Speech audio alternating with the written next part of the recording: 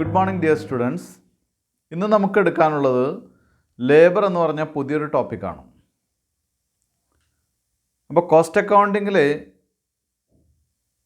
തുടങ്ങുന്നത് തന്നെ cost classification or element classification അല്ലെങ്കിൽ element wise classification of cost. അതിൽ the cost are classified into mainly 3, that is material, labour and expenses. 3 പ്രധാന elements ആയിട്ടാണ് കോസ്റ്റിനെ നമുക്ക് divide ചെയ്യാൻ പറ്റുന്നത്. അതിൽ മെറ്റീരിയൽസ്, ലേബർ ആൻഡ് എക്സ്പെൻസസ്. ഇതിൻ്റെയൊക്കെ ഡയറക്റ്റ് ഐറ്റംസ് ആഡ് ചെയ്ത് കഴിഞ്ഞാൽ നമുക്ക് പ്രൈം കോസ്റ്റ് കിട്ടും. അങ്ങനെയാണ് എലിമെൻറ്റ് വൈസ് ക്ലാസിഫിക്കേഷൻ പോകുന്നത്. പ്രധാനമായും കോസ്റ്റ് അക്കൗണ്ടിങ്ങിൻ്റെ എയിം എന്ന് പറയുന്നത് to control cost and ascertain cost ആണ്. കോസ്റ്റ് കൺട്രോൾ ചെയ്യുക, കോസ്റ്റ് അസർട്ടൈൻ ചെയ്യുക. അപ്പോൾ കോസ്റ്റ് കൺട്രോളിങ് ടെക്നീക്ക് എന്താണ്? എങ്ങനെയാണ് ഒരു പ്രൊഡക്റ്റിൻ്റെ കോസ്റ്റ് കൺട്രോൾ ചെയ്യുക? പ്രൊഡക്റ്റിൻ്റെ കോസ്റ്റ് കൺട്രോൾ ചെയ്യണമെങ്കിൽ ആദ്യം മെറ്റീരിയലിൻ്റെ കോസ്റ്റ് നമ്മൾ കൺട്രോൾ ചെയ്യണം. അപ്പോൾ മെറ്റീരിയൽ എന്നുള്ള ചാപ്റ്റർ നമുക്ക് പഠിക്കാനുണ്ട്.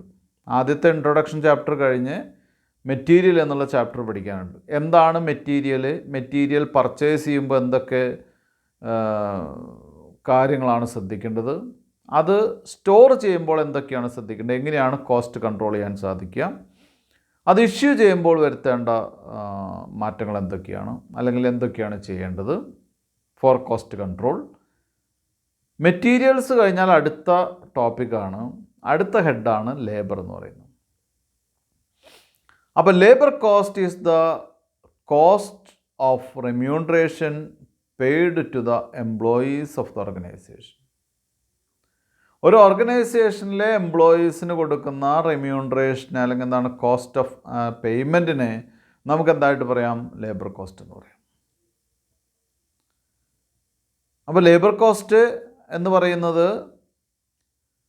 ഒരു സ്ഥാപനത്തിൽ ജോലി ചെയ്യുന്ന എംപ്ലോയീസിന് കൊടുക്കുന്ന വേജസ് അല്ലെങ്കിൽ പേയ്മെൻറ്റ്, അതിനെയാണ് നമ്മൾ ലേബർ കോസ്റ്റ് എന്ന് പറയുന്നത്.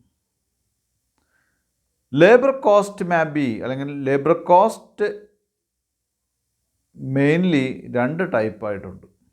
ഒന്ന് ഡയറക്റ്റ് ലേബറും മറ്റൊന്ന് ഇൻഡയറക്റ്റ് ലേബറും.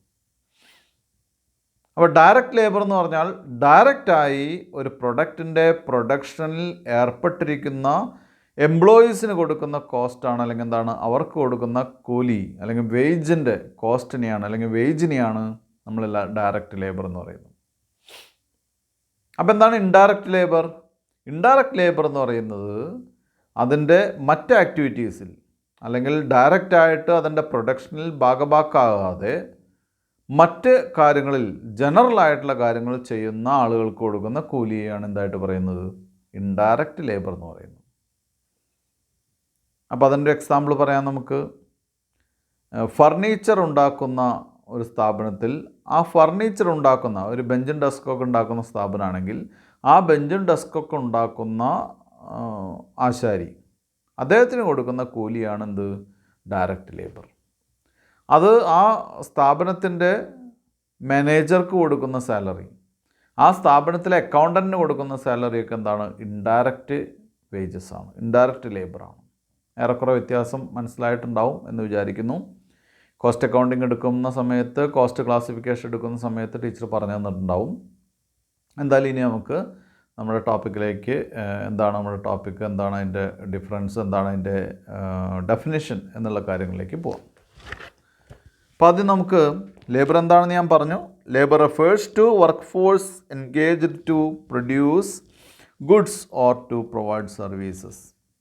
ഗുഡ്സ് ഉണ്ടാക്കുന്നതിനോ സർവീസ് റെൻഡർ ചെയ്യാനൊക്കെ ജോലി ചെയ്യുന്ന ആളുകളെയാണ് നമ്മൾ ലേബർ എന്ന് പറയുന്നത്. Remuneration paid to the labour is called labour cost. അവർക്ക് കൊടുക്കുന്ന റെമ്യൂണറേഷനെ ലേബർ കോസ്റ്റ് എന്ന് പറയുന്നു. ഇനി classification of labour. Labor can be classified into 2, direct labor and indirect labor. Direct labor refers to the workforce directly engaged in the manufacturing operations. Manufacturing ഓപ്പറേഷൻസിൽ ഡയറക്റ്റായിട്ട് engage ചെയ്യുന്ന ആളുകളെയാണ് നമ്മൾ ഡയറക്റ്റ് ലേബർ എന്ന് പറയുന്നത്. അപ്പോൾ ഡയറക്റ്റ് ലേബേഴ്സിന് കൊടുക്കുന്ന പേയ്മെൻറ്റിനെ ഡയറക്റ്റ് ലേബർ കോസ്റ്റ് എന്ന് പറയുന്നു കേട്ടോ. അപ്പോൾ മെഷീൻ അത്തരം കാര്യങ്ങൾ അതിൽ ഡയറക്റ്റായിട്ട് ബന്ധമുള്ള ആളുകൾ. Direct labor cost is the labor cost which can be identified with and allocated to cost centers or cost units, ICML ഉണ്ട്. അപ്പോൾ ഡയറക്റ്റ് ലേബർ എന്ന് പറയുന്നത് എന്താണ്? It is identified with and allocated to cost centre or cost units എന്നാണ് പറഞ്ഞിട്ടുള്ളത്. Cost സെൻറ്ററിലും cost യൂണിറ്റ്സിലൊക്കെ identify ചെയ്യാൻ പറ്റുന്നതും ഇതെന്താണ് അലോക്കേറ്റ് ചെയ്ത് കൊടുക്കുന്നതുമായിട്ടുള്ള കോസ്റ്റിനെ ആണ് ഡയറക്റ്റ് ലേബർ കോസ്റ്റ് എന്ന് പറയുന്നത്. ഇത് പറഞ്ഞിട്ടുള്ളത് അല്ലെങ്കിൽ ഈ ഡെഫിനേഷൻ ICMA ലണ്ടൻ്റെ ഡെഫിനേഷനാണ്. ഇതിനോടൊപ്പം തന്നെ നമ്മൾ ഇൻഡയറക്റ്റ് ലേബറിൻ്റെ കാര്യം പറഞ്ഞു അല്ലേ. ഒരു സ്ഥാപനത്തിൽ ഫാക്ടറിയിൽ വർക്ക് ചെയ്യുന്ന ആളുകളുണ്ടായിരിക്കും. അവരാണ് ഡയറക്റ്റ് എന്തിൽ എൻഗേജ് ചെയ്യുന്നത്? പ്രൊഡക്ഷനിൽ എൻഗേജ് ചെയ്യുന്നു. അതേ സ്ഥാപനത്തിൽ തന്നെ ഗേറ്റ് കീപ്പേഴ്സ് ഉണ്ടായിരിക്കും, മാനേജർ ഉണ്ടായിരിക്കും, ഓഫീസിൽ എംപ്ലോയീസ് ഉണ്ടായിരിക്കും, സപ്ലൈ ചെയ്യുന്ന വണ്ടികളുടെ ഡ്രൈവേഴ്സ് ഉണ്ടായിരിക്കും, ടൈം കീപ്പിംഗ് സ്റ്റാഫ് ഉണ്ടായിരിക്കും. അങ്ങനെ ഒരുപാട് മറ്റ് സപ്പോർട്ടിംഗ് സ്റ്റാഫുകൾ അവിടെ ഉണ്ടായിരിക്കും. അവർക്ക് കൊടുക്കുന്ന പേയ്മെൻറ്റ് എന്തായിട്ട് അതിൻ്റെ കോസ്റ്റ് നമുക്ക് ഇൻഡയറക്റ്റ് ലേബർ കോസ്റ്റ് എന്ന് പറയാം.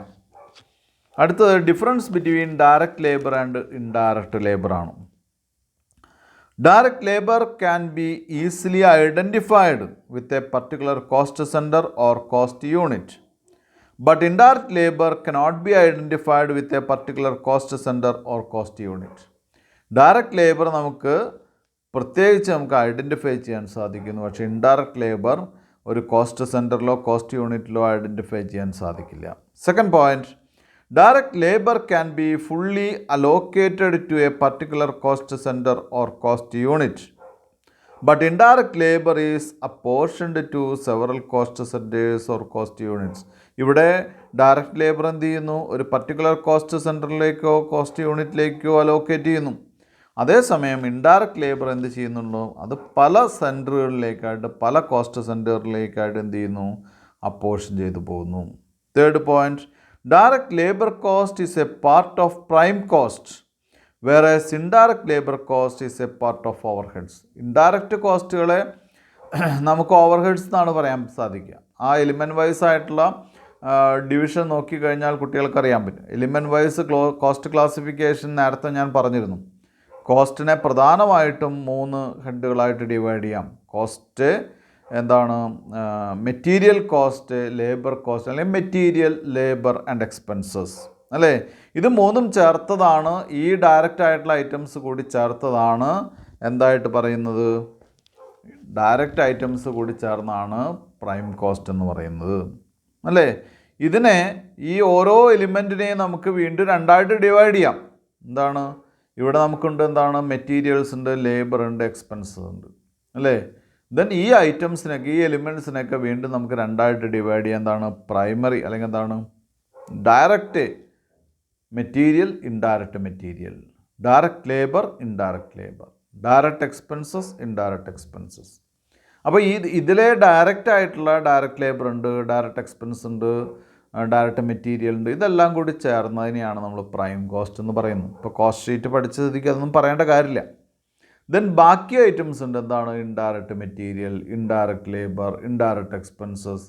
ഇതിനെയൊക്കെ ഒന്നിച്ച് നമുക്ക് on cost expenses or on the cost expenses എന്ന് വിളിക്കാം. അല്ലെങ്കിൽ അതിന് പറയുന്ന മറ്റൊരു പേരാണ് ഓവർ ഹെഡ്സ്. അപ്പോൾ all indirect expenses are collectively called as overheads. എല്ലാ ഇൻഡയറക്റ്റ് എക്സ്പെൻസസിനെയും ഒന്നിച്ച് ഓവർ ഹെഡ്സ് എന്ന് പറയുന്നു അല്ലേ. അപ്പോൾ അവിടെ പറയുന്ന ഈ പറയുന്ന സ്റ്റേജിൽ തന്നെ നമുക്കറിയാം ഡയറക്റ്റ് ആയിട്ടുള്ള എക്സ്പെൻസസിനെയൊക്കെ കൂടി ചേർത്ത് എന്തായിട്ട് പറയുന്നു? ഡയറക്റ്റ് എക്സ്പെൻസസിനെ എല്ലാം കൂടി ചേർത്താൽ പ്രൈം കോസ്റ്റ്. അപ്പോൾ അത് പ്രൈം കോസ്റ്റിൻ്റെ ഭാഗമാണ്. മറ്റുള്ളതൊക്കെ എന്താണ്? ഇൻഡയറക്റ്റൊക്കെ എന്താണ്? അതൊക്കെ ഓവർ ഹെഡ്സിൻ്റെ ഭാഗമാണ് കേട്ടോ. അത്രയേ ഉള്ളൂ.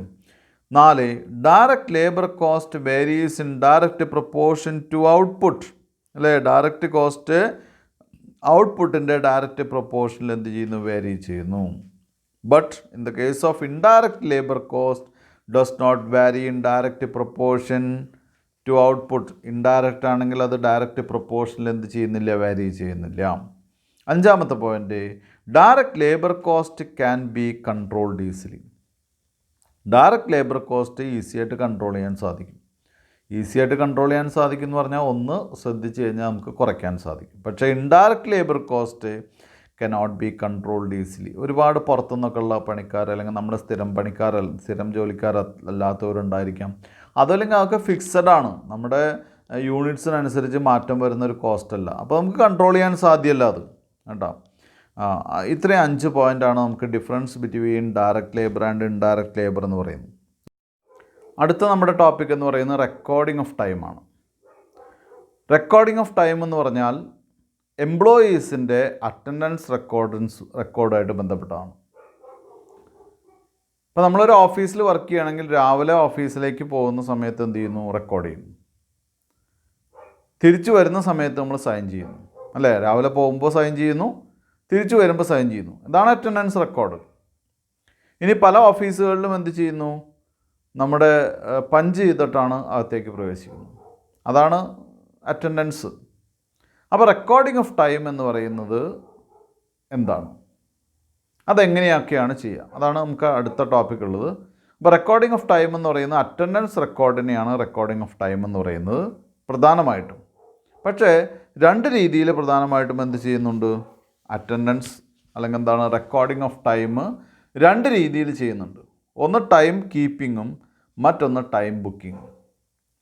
ടൈം കീപ്പിംഗ് എന്ന് പറയുന്നാൽ ഞാൻ നേരത്തെ പറഞ്ഞില്ലേ, അതായത് ഒരു എംപ്ലോയി ഒരു സ്ഥാപനത്തിനകത്ത് ചെലവഴിക്കുന്ന ടോട്ടൽ സമയം, അതായത് time spend by the employee in an organisation, അത് റെക്കോർഡ് ചെയ്യുന്നതിനെയാണ് ടൈം കീപ്പിംഗ് എന്ന് പറയുന്നത്. ടൈം ബുക്കിംഗ് എന്ന് പറയുന്നത് ഒരു എംപ്ലോയി എത്രമാത്രമാണ് ഒരു പർട്ടിക്കുലർ ജോബിൽ എന്ത് ചെയ്യുന്നത്, വർക്ക് ചെയ്യുന്നത്, അത് റെക്കോർഡ് ചെയ്യുന്നതിനെയാണ് ടൈം കീപ്പിംഗ് എന്ന് പറയുന്നത്. അപ്പോൾ അതിനൊരു എക്സാമ്പിൾ പറയാം. നമ്മളൊരു സ്ഥാപനത്തിലെ 10 മണി മുതൽ 5 മണി വരെ വർക്ക് ചെയ്യുന്നു. ആ 10 മണിക്ക് പോകുന്ന സമയത്ത് നമ്മൾ പഞ്ച് ചെയ്തു, അല്ലേ? അപ്പോൾ നമ്മൾ അറ്റൻഡൻസ് റെക്കോർഡ് ചെയ്തു. 10 മണിക്ക് മുൻപായിട്ട് നമ്മൾ സ്ഥാപനത്തിനകത്തേക്ക് കയറി. തിരിച്ച് ഇറങ്ങുന്നത് 5 മണിക്കാണ്. 5 മണിക്ക് വീണ്ടും പഞ്ച് ചെയ്തു, അല്ലേ? അപ്പോൾ നമ്മൾ എത്ര മണിക്കൂർ അവിടെ സ്പെൻഡ് ചെയ്തു? 10 to 11, 12, 1. 1 മണി തൊട്ട് 2 മണി വരെ ബ്രേക്കാണ്, അത് കൂടി കൂട്ടുന്നു 2, 3, 4, 5, അല്ലേ? 10 to 11, 12, 11, 2, 3, 4, 5, അല്ലേ? 5 മണി വരെ നമ്മൾ എന്ത് ചെയ്തു, അവിടെ വർക്ക് ചെയ്തു.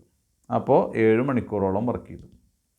ഇനി അടുത്ത കാര്യമെന്ന് പറയുന്നത് അതിനകത്ത് കടന്ന് നമ്മൾ എന്ത് ചെയ്തു, ഒരു മെഷീനിൽ പോയിട്ട് വർക്ക് ചെയ്തു 1 മണിക്കൂർ. അത് കഴിഞ്ഞ് 10 മണിക്ക് കഴിഞ്ഞ് ഒരു 11 മണി വരെ വർക്ക് ചെയ്തു. നമുക്കൊരു അരമണിക്കൂർ ടീ ബ്രേക്ക് ഉണ്ട്, ടീ ബ്രേക്കിന് പോയി.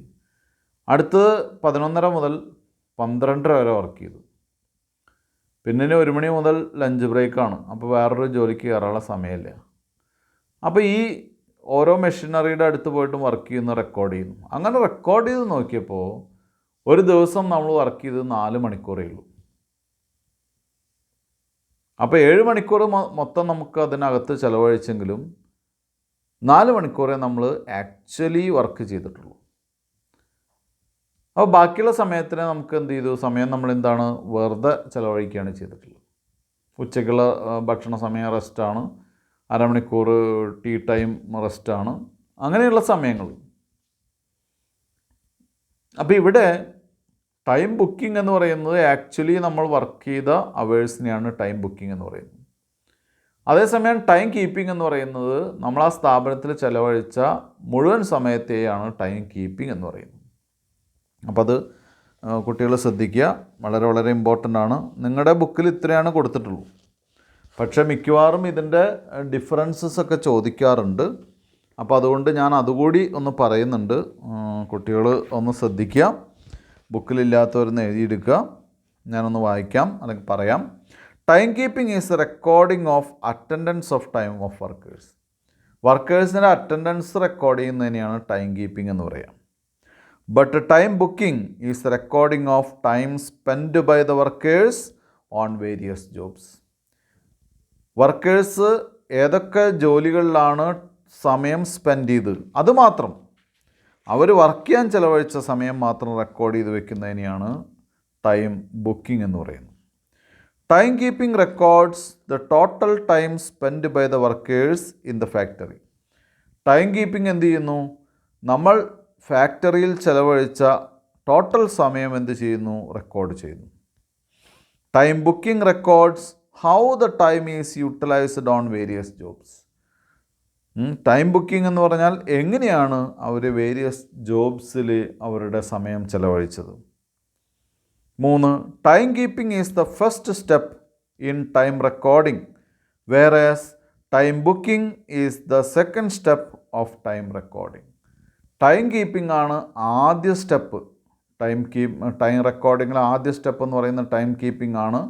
അതേസമയം ടൈം റെക്കോർഡിംഗ് എന്ന് പറയുന്നത് രണ്ടാമത്തെ സ്റ്റെപ്പാണ്. 4th point, time keeping is done at the entrance of factory or at the entrance of production departments. Time booking is done at the production department. ഇപ്പോൾ time keeping എന്ന് പറഞ്ഞാൽ നമുക്കറിയാലോ, ഒരു ഫാക്ടറിയിലെ എൻട്രൻസിലാണ് സൈൻ ചെയ്യുന്ന റെക്കോർഡ്സ് ഒക്കെ ഉണ്ടാവുക. അതല്ലെങ്കിൽ നമ്മുടെ കോസ്റ്റ് അക്കൗണ്ടൻറ്റിൻ്റെ ടേബിളിന് പുറത്തായിരിക്കും രജിസ്റ്റർ ഉണ്ടാവുക. അതല്ലെങ്കിൽ നമ്മുടെ ഹെഡ് മാനേജറോ ആരാണെങ്കിൽ അയാളുടെ ടേബിളിന് പുറത്തായിരിക്കും നമ്മുടെ ഒപ്പിടുന്ന രജിസ്റ്റർ ഉണ്ടാവും. അതാണ് ടൈം കീപ്പിങ്ങിൻ്റെ മെത്തേഡ്. അതേസമയം ടൈം ബുക്കിങ്ങിൻ്റെ റെക്കോർഡ്സ് എവിടെയാണ് ഉണ്ടാവുക? ആ മെഷീനറിയുടെ അടുത്ത്, ജോബിൻ്റെ അടുത്ത്, ഏത് വർക്കാണോ വർക്കിൻ്റെ അടുത്താണോ ഉണ്ടായിരിക്കുക. Then 5th point, time keeping records show total time whereas time booking records show productive and unproductive time. Time keeping നോക്കിക്കഴിഞ്ഞാൽ ടോട്ടൽ ടൈം കിട്ടും. നമ്മളൊരു ദിവസം അതിനുള്ളിൽ എത്ര സമയം ചിലവഴിച്ചു. അതേസമയം ടൈം ബുക്കിംഗ് നോക്കിക്കഴിഞ്ഞാൽ നമുക്ക് എന്ത് ചെയ്യും? നമ്മൾ അതിനകത്ത് എത്ര സമയം പ്രൊഡക്റ്റീവായിട്ട് ഇരുന്നിട്ടുണ്ട്, നമ്മൾ ആ ഫാക്ടറിയുടെ അകത്ത് എത്ര സമയം അൺപ്രൊഡക്റ്റീവായിട്ട് ഇരുന്നിട്ടുണ്ട്, അത് കൃത്യമായിട്ട് അറിയാൻ സാധിക്കും. 6th point, the main purpose of time keeping is the preparation of payrolls whereas the main purpose of time booking is the ascertainment of labor cost. അതായത് പേറോള് പ്രിപ്പയർ ചെയ്യുക. എന്താ പേറോള്? നമുക്ക് പേയ്മെൻറ്റ് തരുന്ന രജിസ്റ്റർ, എംപ്ലോയീസിന് payment കൊടുക്കുന്ന register, അത് prepare ചെയ്യുന്ന payroll prepare ചെയ്യുന്നതിന് വേണ്ടിയിട്ടാണ് പ്രധാനമായിട്ടും ഉപയോഗിക്കുന്നത്? നമ്മുടെ ടൈം കീപ്പിംഗ് ഉപയോഗിക്കുന്നത്. But in the case of time booking it is അല്ലെങ്കിൽ the main purpose of time booking is the ascertainment of labour cost. Labour cost ascertain ചെയ്യുക എന്നുള്ളതാണ് ടൈം ബുക്കിങ്ങിൻ്റെ പ്രധാനപ്പെട്ട ആവശ്യമെന്ന് പറയുന്നു, അല്ലെങ്കിൽ ഡ്യൂട്ടി എന്ന് പറയുന്നു. 7th point, time keeping is necessary for complying with statutory requirements whereas time booking is needed for exercising control over labour cost. Time booking എന്ന് പറയുന്നതാണ് ടൈം കീപ്പിംഗ് എന്ന് പറയുന്നത് സ്റ്റാറ്റ്യൂട്ടറി ആണ്. അതേസമയം ടൈം ബുക്കിംഗ് എന്തല്ല, സ്റ്റാറ്റ്യൂട്ടറി അല്ല. ടൈം കീപ്പിംഗ് സ്റ്റാറ്റ്യൂട്ടറി ആണ്, അല്ലെങ്കിൽ അത് മറ്റ് പല നിയമങ്ങൾക്കും നെസസറിയാണ്, അത്യാവശ്യമുള്ള നിയമമാണെന്ത്? Time keeping. ഇപ്പോൾ നമുക്ക് ഒരു സ്ഥാപനം നടത്തുകയാണെങ്കിൽ ടൈം കീപ്പിംഗ് വേണം, അറ്റൻഡൻസ് രജിസ്റ്റർ വേണം, എല്ലാ നിയമം അനുസരിച്ചും അറ്റൻഡൻസ് രജിസ്റ്റർ വേണം. അതേസമയം ടൈം ബുക്കിംഗ് എന്ന് പറയുന്നത് ഒരു കൺട്രോളിങ് മെഷേഴ്സ് മാത്രമാണ്, നമുക്ക് ആവശ്യമുണ്ടെങ്കിൽ എടുക്കാം. അപ്പോൾ ഞാൻ നിങ്ങളുടെ ബുക്കിൽ ഇതിൻ്റെ ഡിഫറൻസസ് പഠിക്കാൻ പറഞ്ഞിട്ടില്ല, എങ്കിലും ഞാനത് പറഞ്ഞു എന്ന് മാത്രം. കാരണം ഇത് വലിയ ഇമ്പോർട്ടൻസ് ഉള്ളൊരു ടോപ്പിക്കാണ്. പിന്നെ ഡയറക്റ്റ് ലേബറും ഇൻഡയറക്റ്റ് ലേബറും തമ്മിലുള്ള ഡിഫറൻസ് നമുക്കറിയാം, പഠിക്കാതെ തന്നെ അറിയാൻ പറ്റുന്നതാണ്, എഴുതാൻ പറ്റുന്നതാണ്. എന്നാലും ഞാനത് പറഞ്ഞു എന്ന് മാത്രം കേട്ടോ. ഇനി നമുക്ക് എന്ത് ചെയ്യാം? അടുത്ത ഹെഡാണ് കമ്പ്യൂട്ടേഷൻ ഓഫ് ലേബർ കോസ്റ്റ്, അല്ലേ? Computation of labour cost. എന്താ ലേബർ കോസ്റ്റ് എന്ന് പറഞ്ഞാൽ ഒരാളുടെ കൂലി എങ്ങനെ നമുക്ക് എന്ത് ചെയ്യാം? കമ്പ്യൂട്ട് ചെയ്യാം, അല്ലെങ്കിൽ മൊത്തം കൂലി എങ്ങനെ കണക്കാക്കും, അല്ലേ? Labour cost refers to the cost incurred for engaging labour. ലേബറിനെ എൻഗേജ് ചെയ്യിക്കുന്നതിൻ്റെ കോസ്റ്റിനെയാണ് നമ്മൾ എന്തായിട്ട് പറയുന്നത്? ലേബർ കോസ്റ്റ് എന്ന് പറയുന്നത്. ലേബറിനെ എൻഗേജ് ചെയ്യുന്നതിന് ആവശ്യമായിട്ടുള്ള കോസ്റ്റിനെയാണ് ലേബർ കോസ്റ്റ് എന്ന് പറയുന്നത്. In addition to the basic wages several other payments are also made to the workers. Basic wages കൂടാതെ മറ്റ് പല പേയ്മെൻറ്റ്സും ആർക്ക് കൊടുക്കുന്നുണ്ട്? വർക്കേഴ്സിന് കൊടുക്കുന്നുണ്ട്. Such as dearness allowance DA, house rent allowance HRA, overtime, bonus etcetera. Some deductions are also made from the wages such as Provident Fund contribution PF, ESI contribution, Employees State Insurance ആണ് ESI, Life Insurance Premium, Professional Tax, etc. Computation of the wage payable to the workers is known as payroll accounting. വർക്കേഴ്സിനുള്ള payment compute ചെയ്യുന്നതിനെ നമുക്ക് എന്ത് പേര് വിളിക്കാം? Payroll accounting എന്ന് വിളിക്കാം കേട്ടോ. അപ്പോൾ ഒരു വർക്കർക്ക്, ഒരു എംപ്ലോയിക്ക് ബേസിക് പേയ്മെൻറ്റ് മാത്രമല്ല കൊടുക്കുന്നത്, എന്തുകൂടിയുണ്ട്? അതിനൊപ്പം തന്നെ ബേസിക് ആയിട്ടുള്ള പേയ്മെൻറ്റിനോടൊപ്പം തന്നെ DA ഉണ്ട്, dearness allowance, house rent allowance, HRA, overtime wages, bonus. ഇതിനെന്ത് ചെയ്യുന്നു? അതിൻ്റെ കൂടെ ചില ഡിഡക്ഷൻസ് വരും. എന്താണ്? PF deduction, ESI deduction, life insurance premium, professional tax, ഇങ്ങനെയുള്ള കാര്യങ്ങളൊക്കെ ഡിഡക്ഷൻ വരുന്നു അല്ലേ. ഇനി പറയുന്നത് എന്താ? ഒരു എംപ്ലോയിയുടെ വേജ് ഷീറ്റ്, വേജ് കണക്കാക്കുക എന്ന് പറയുന്നത് എന്താണ്? അതിനെ പറയുന്ന പേരാണ് പേറോൾ അക്കൗണ്ടിങ്. ഇനി നമുക്കതെന്താണെന്ന് പഠിക്കാം. പേറോൾ എന്താണ്? അല്ലെങ്കിൽ പേറോളിന് പറയുന്ന, പേറോൾ എന്ന് പറഞ്ഞാൽ PAY, പേ റോൾ, ROLL, മസ്റ്റ് റോൾ എന്നൊക്കെ പറയുന്ന പോലെ. പേറോളിൻ്റെ മറ്റൊരു പേരാണ് വേജ് ഷീറ്റ്. ഇനി നമുക്ക് നോക്കാം. Payroll is a sheet containing the details of wages payable to the workers. Payroll എന്ന് പറയുന്ന ഒരു വേജ് ഷീറ്റാണ്. അത് എന്ത് ഡീറ്റെയിൽസ് കണ്ടെയ്ൻ ചെയ്യുന്നതാണ്? Wages payable to the workers എന്ന് പറയുന്ന ഡീറ്റെയിൽസ് ഉൾക്കൊള്ളുന്നതാണ്. It contains the gross wages, gross wages ഉണ്ടായിരിക്കും, deduction from the gross wages and the net wages payable to each worker. Gross wages എന്ന് പറഞ്ഞാൽ അവർക്ക് കിട്ടേണ്ടുന്ന ടോട്ടൽ വേജസ് എത്രയാണ്, അതിൽ നിന്നുള്ള ഡിഡക്ഷൻസ് എത്രയാണ്, അത് കുറച്ച് കിട്ടുന്ന നെറ്റ് എത്രയാണ്. ഇത് മൂന്നും എവിടെ നോക്കിയാൽ അറിയാം? ഈ പേറോളിൽ നോക്കിക്കഴിഞ്ഞാൽ അറിയാം.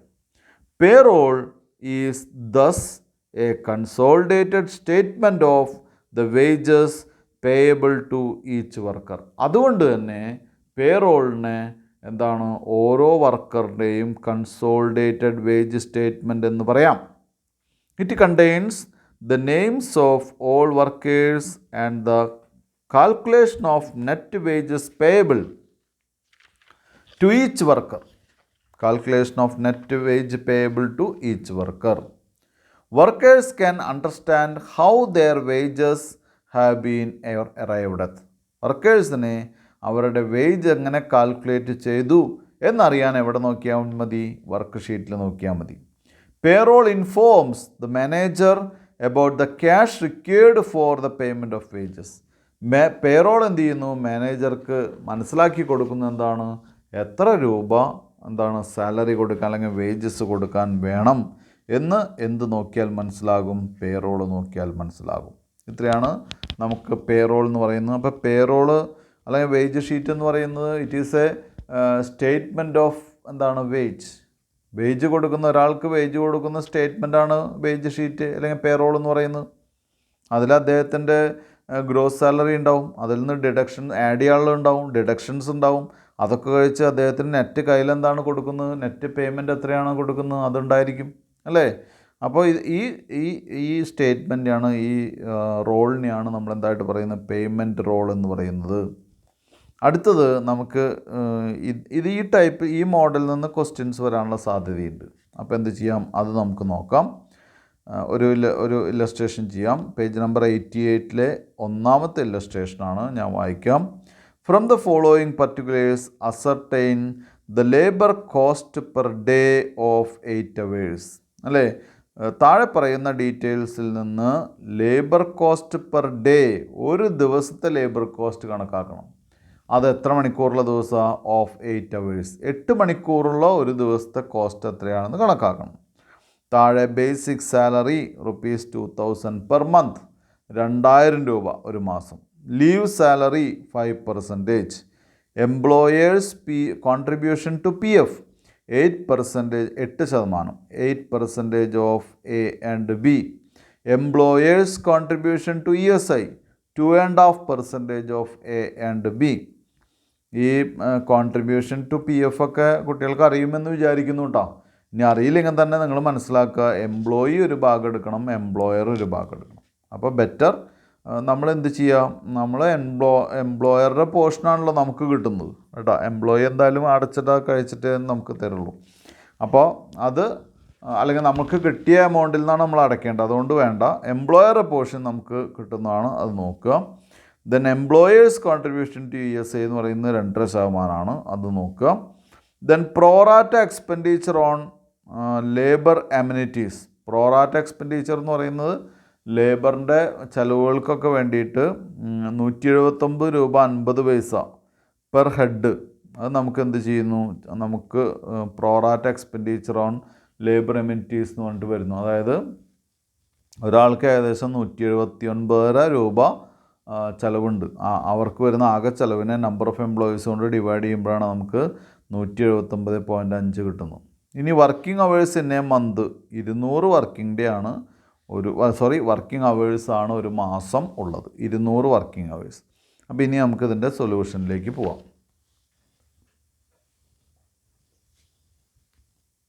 സ്റ്റേറ്റ്മെൻറ്റ് വരച്ച് വെച്ചിട്ടുണ്ട്. Statement of labour cost per day of 8 hours എന്നുള്ള സ്റ്റേറ്റ്മെൻറ്റാണ് വരച്ച് വെച്ചിട്ടുള്ളത്. വലത് ഭാഗത്തൊരു കോളം പ്രൊവൈഡ് ചെയ്തിട്ടുണ്ട്. ആ കോളത്തിന് പേര് കൊടുത്തിട്ടുള്ളത് പെർ മന്ത് എന്നാണ്. അത് ചിലപ്പോൾ പെർ ഇയർ ആയിരിക്കാം.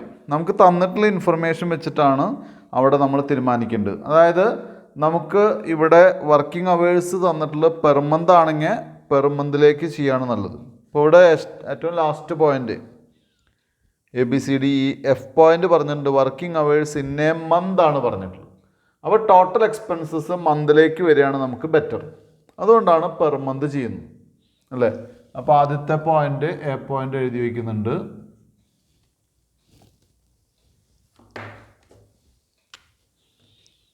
First A point basic salary ആണ്.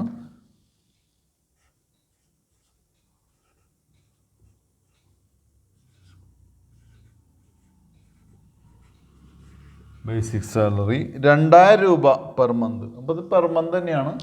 അപ്പോൾ നമുക്കിവിടെ ആ എമൗണ്ട് തന്നെ എഴുതാം, 2000.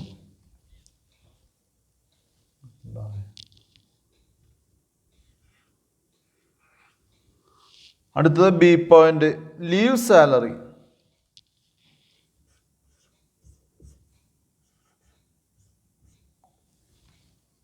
B പോയിന്റ് ലീവ് സാലറി 5% എന്നാണ് പറഞ്ഞിട്ടുള്ളത്.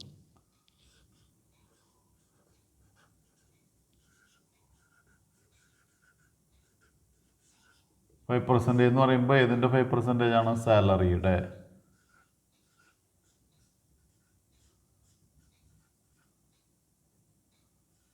രണ്ടായിരത്തിൻ്റെ 10% എന്ന് പറയുമ്പോൾ 200, 200ൻ്റെ 5% എന്ന് പറയുമ്പോൾ 100. ലീവ് സാലറി 5%, 2000ൻ്റെ 100. C point employers contribution to PF. അപ്പോൾ കുട്ടികൾക്ക് ഈ എംപ്ലോയേഴ്സ് കോൺട്രിബ്യൂഷൻ ടു PF എന്താണെന്ന് അറിയണം കേട്ടോ.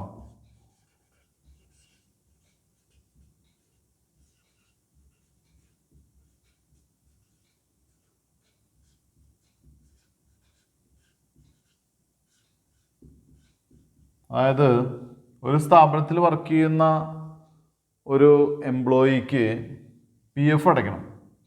ഇപ്പോൾ ഒരാൾ 10,000 രൂപയാണ് വാങ്ങുന്നതെന്ന് വിചാരിക്കുക. ഇതിൻ്റെ ഒരു ഫിക്സഡ് എമൗണ്ട്, ഇപ്പോൾ എക്സാമ്പിളായിട്ട് 12%, അതായത് 1200 രൂപ അയാൾ അടച്ചു.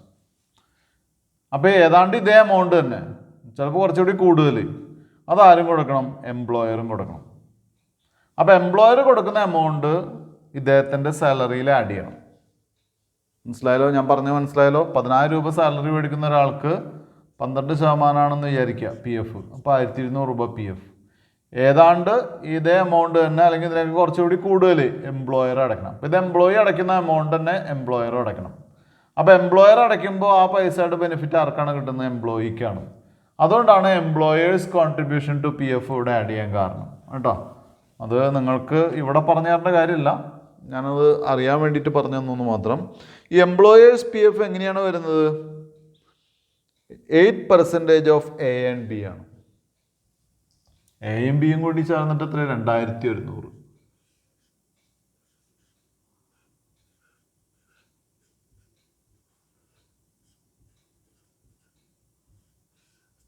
$2100 8%.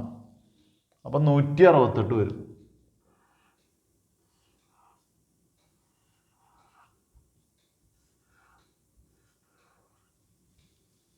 ഇനി C പോയിന്റ് കഴിഞ്ഞാൽ അടുത്തത് എംപ്ലോയേഴ്സ് കോൺട്രിബ്യൂഷൻ ടു ESI.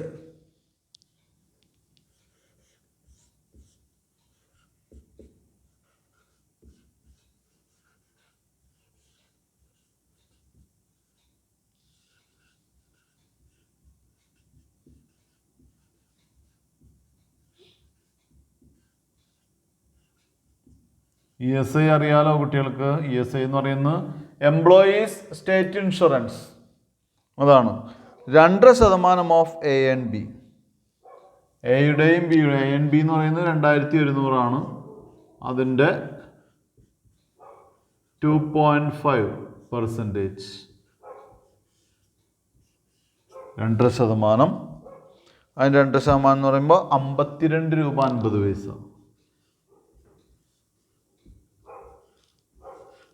ഇപ്പോൾ ഡി കഴിഞ്ഞു. അടുത്തത് E, pro rata expenditure on labour amenities.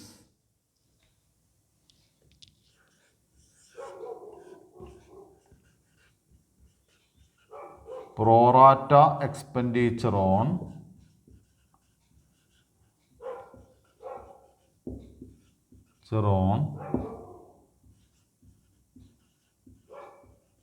Labour immunities. Immunities എന്ന് പറഞ്ഞാൽ സൗകര്യങ്ങൾ എന്നെടുത്താൽ മതി. പ്രോറാറ്റ എന്ന് പറയുന്നത് പ്രൊപ്പോർഷനേറ്റ് ആയിട്ടുള്ള. അപ്പോൾ അതായത് എല്ലാ എംപ്ലോയീസിനും വേണ്ടി എന്ത് ചെയ്യുന്നു? അവരുടെ സൗകര്യങ്ങൾക്ക് വേണ്ടി കമ്പനി ഒരു തുക ചെലവഴിച്ചു. അതിൽ ഇദ്ദേഹത്തിന് പ്രോറാറ്റ അനുസരിച്ച് പ്രൊപ്പോർഷനേറ്റ് ആയിട്ട് ഇദ്ദേഹത്തിന് വന്നിട്ടുള്ള എമൗണ്ട് എന്ന് പറയുന്നത് 179 രൂപ 50 പൈസയാണ് കേട്ടോ. ടോട്ടൽ കമ്പനി ഒരു എമൗണ്ട് ചെലവഴിച്ചു, അതിൽ പ്രൊപ്പോർഷനേറ്റ് ആയിട്ട് ഇദ്ദേഹത്തിന് വന്നിട്ടുള്ള എമൗണ്ട് എത്രയാണ്? മനസ്സിലായോ? ഇനി പറഞ്ഞിട്ടുള്ള വർക്കിംഗ് അവേഴ്സ് ഇൻ എ മന്താണ് 200. അപ്പോൾ എന്ത് ചെയ്യാം? നമുക്ക് ഈ കിട്ടിയ ഇൻഫർമേഷനൊക്കെ വെച്ചിട്ട് ആഡ് ചെയ്യാം.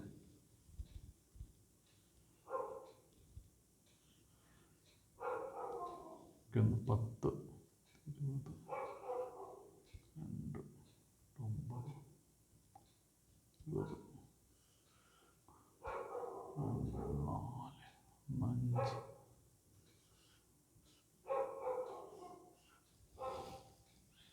2500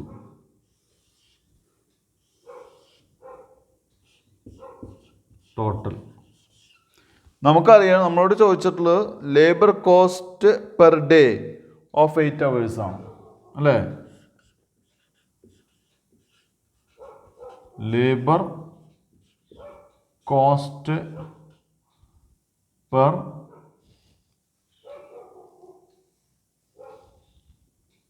അവർ, അങ്ങനെ പെർ ഡേ ആണ് വേണ്ടത്. Day of 8 hours. അപ്പോൾ നമുക്കറിയേണ്ട 8 മണിക്കൂറിൻ്റെയാണ് അല്ലേ? ഈ 2500 എന്ന് പറയുന്ന ഒരു മാസത്തെയാണ്. അപ്പോൾ ഒരു മാസം എത്ര മണിക്കൂറുണ്ട്? നമുക്ക് തന്നിട്ടുണ്ട് 200 മണിക്കൂറാണുള്ളത് അല്ലേ? അപ്പോൾ എന്ത് ചെയ്യാം? 2500നെ 200 മണിക്കൂർ കൊണ്ട് ഡിവൈഡ് ചെയ്താൽ 1 മണിക്കൂറിൻ്റെ പൈസ കിട്ടും. നമുക്കറിയേണ്ട 8 മണിക്കൂറിൻ്റെയാണ്. അപ്പോൾ ഇൻറ്റു 8. മനസ്സിലായല്ലോ? 2500 ഒരു മാസത്തെ ടോട്ടൽ എക്സ്പെൻസ് വരുന്നത്. അതിനെ ഒരു മാസത്തെ ടോട്ടൽ മണിക്കൂർ കൊണ്ട് ഡിവൈഡ് ചെയ്താൽ 1 മണിക്കൂറിൻ്റെ എക്സ്പെൻസ് കിട്ടും. ഇൻറ്റു 8 മണിക്കൂർ കൊണ്ട് മൾട്ടിപ്ലൈ ചെയ്താൽ ഒരു ദിവസത്തെ എന്താണ് ലേബർ കോസ്റ്റ് കിട്ടും. ഫിസിക്കൽട്ട് എത്രയാണ് വരിക? 100 രൂപ. ഇതാണ് നമ്മുടെ ആൻസർ കേട്ടോ. 100 രൂപയാണ് നമ്മുടെ ആൻസർ. അപ്പോൾ ഇത് വളരെ സിമ്പിളാണ്, എളുപ്പത്തിൽ കണ്ടുപിടിക്കാൻ സാധിക്കുന്നതാണ്. കുട്ടികൾ നോക്കുക, എന്തെങ്കിലും സംശയം ഉണ്ടെങ്കിൽ ചോദിക്കുക. നമുക്ക് അടുത്ത ക്വസ്റ്റ്യനിലേക്ക് പോവാം. അടുത്ത question, page number 88, illustration 2. From the following particulars given below, calculate labor cost per day per man day of 8 hours. Man day എന്ന് പറയുന്നത് നമ്മൾ വർക്ക് ചെയ്യുന്ന ദിവസം, ഒരാൾ വർക്ക് ചെയ്യുന്ന 8 മണിക്കൂർ, അത്രയേ ഉള്ളൂ. Basic salary ₹100 per day. DA ₹1 per every point over 100 cost of living index for working class. 100-നേക്കാൾ കൂടുതലുള്ള ഓരോ പോയിൻറ്റിനും ₹1. Current cost of living index 700 പോയിൻ്റാണ്. 700 പോയിൻ്റ്. അപ്പം 100 പോയിൻ്റ് വരെ ഇല്ല. 100 പോയിൻ്റ് കഴിഞ്ഞാൽ ഓരോന്നിനും ₹1 വെച്ച്. 100 അപ്പോൾ 700-ൽ നിന്ന് 100 പോയി എത്ര? 600 പോയിൻ്റ്. 600 പോയിൻറ്റിന് ₹1 വെച്ച് 600 ആയിരിക്കും. നോക്കാം നമുക്ക്. Leave salary 10% of A and B. Employers contribution to PF 8% of A and B and C. ഈ A and B എന്ന് പറയുന്നത് എന്താ? A ബേസിക് സാലറിയാണ്, B ഡിയർനെസ് അലവൻസ് ആണ്, C ലീവ് സാലറിയാണ് കേട്ടോ. ഇനി D point, employers contribution to PF 8% of A and B and C. അടുത്ത ഈ point, employers contribution to ESI 2.5% of A and B and C. അടുത്ത F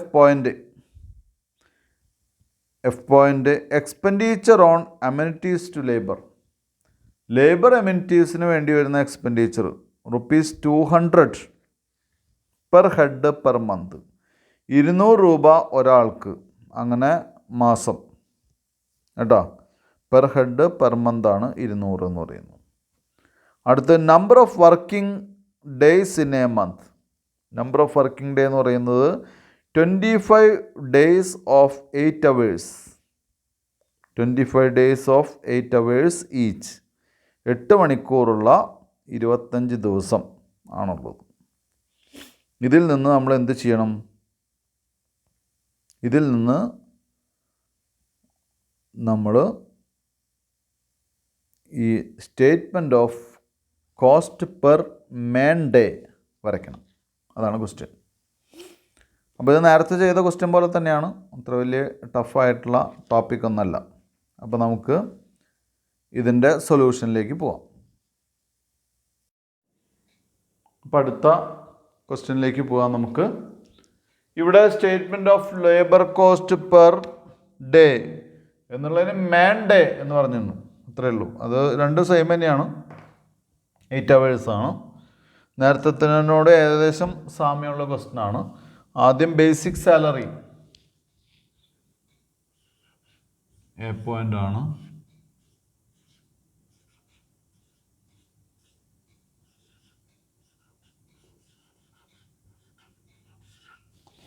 ബേസിക് സാലറി വന്നിട്ടുള്ളത് എത്രയാണ്? നമ്മളോട് പറഞ്ഞിട്ടുള്ള ബേസിക് സാലറി ₹100 പെർ ഡേ.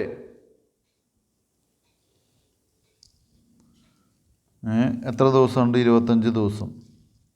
അപ്പോൾ പെർ മന്തിലേക്ക് ആക്കാൻ ₹100 ഒരു ദിവസം,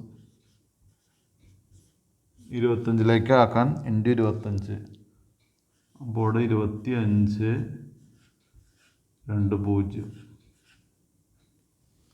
ബേസിക് സാലറി. അടുത്ത ഡിയർനെസ് അലവൻസ് B പോയിൻ്റ്.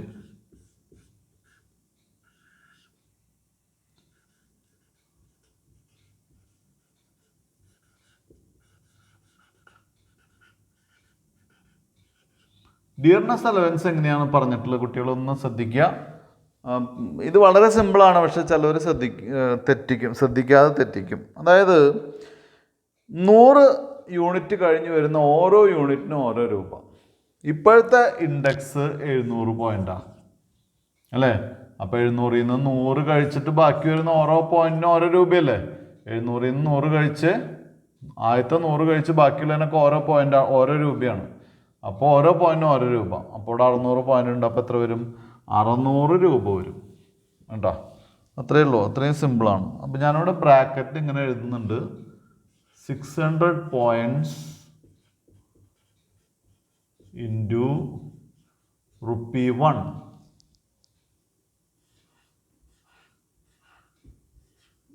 600. അപ്പോൾ ഡിയർനെസ് അലവൻസ് 600. അടുത്ത് leave salary 10% of A and B.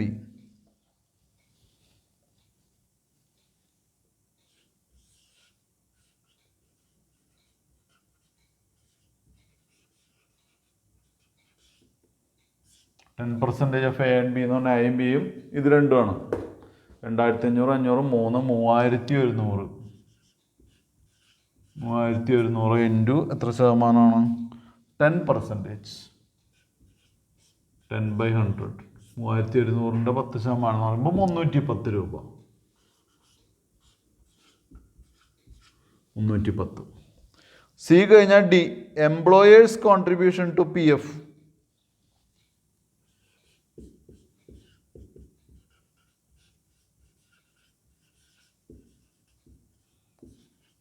Employers contribution to PF എത്രയുള്ളത്? 8% of A, B and C. 8% of A, B and C. അപ്പോൾ 3100ഉം 310ഉം അപ്പോൾ എത്രയാണ്? 3410. 3410 ഇതിൻ്റെ 8%.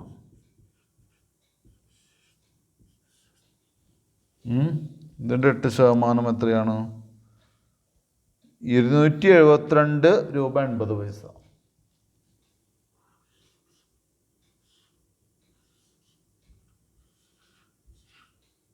272 രൂപ 80 പൈസ. അടുത്ത് എംപ്ലോയേഴ്സ് കോൺട്രിബ്യൂഷൻ ടു ESI.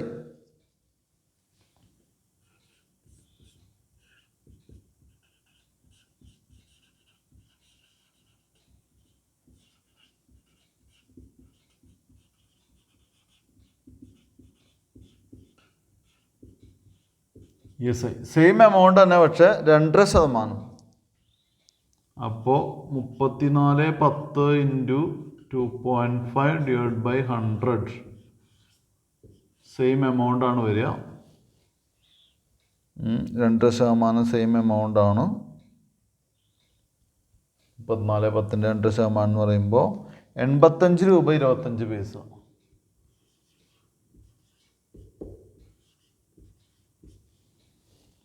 അടുത്തത് expenditure on amenities to labour ₹200 per head per month.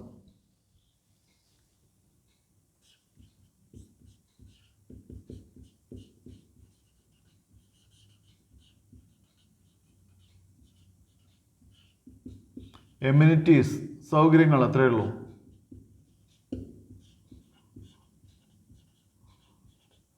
Expenditure on amenities to labour എന്ന് പറഞ്ഞിട്ട് 200 രൂപ ഒരാൾക്ക് ഒരു മാസം. അപ്പോൾ നമുക്കിപ്പോൾ ഒരാളുടെ കാര്യം അറിഞ്ഞാൽ മതി. ഒരു മാസത്തേക്ക് എത്രയാണ്? 200 രൂപ. നേരിട്ട് എഴുതാം, അത്രയേ ഉള്ളൂ. അടുത്ത number of working days in A month 25 ദിവസം. 8 മണിക്കൂറുള്ള 25 ദിവസം. അപ്പം ഇനി വേറെ എക്സ്പെൻസ് ഒന്നും ഇല്ലാത്തതുകൊണ്ട് ഇത് ആഡ് ചെയ്യാം.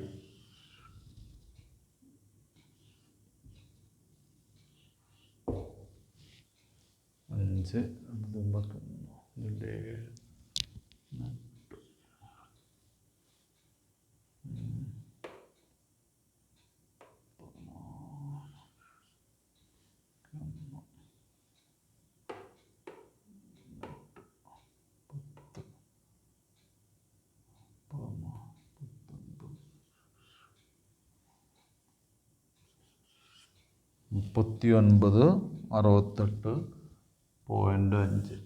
ഇതാണ് ടോട്ടൽ ഫോർ എ മന്ത്. നമുക്കറിയേണ്ടത് ടോട്ടൽ ഫോർ എ മന്ത് അല്ല, labour cost per day of 8 hours ആണ് അല്ലേ. അപ്പം താഴെ എഴുതുക.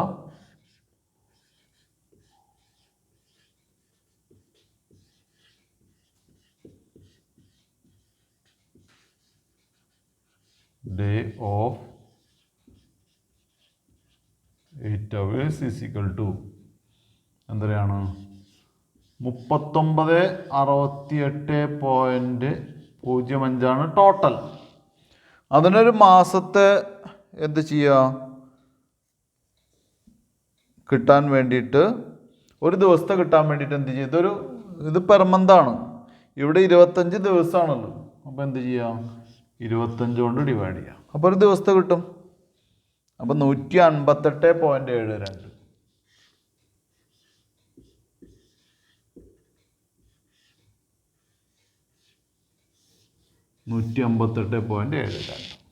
ഇത്രയാണ് ഇതിൽ പഠിക്കാനുള്ളൂ. ഇത് എളുപ്പമാണ്, കമ്പാരിറ്റീവ്ലി ഈസി ആയിട്ടുള്ള ടോപ്പിക്കാണ്. എന്തായാലും കുട്ടികളെല്ലാവരും നോക്കുക. എന്തായാലും സംശയം ഉണ്ടെങ്കിൽ ചോദിക്കുക കേട്ടോ. അപ്പോൾ ഇന്നത്തെ ക്ലാസ് ഞാനിവിടെ നിർത്തുകയാണ്. Thank you.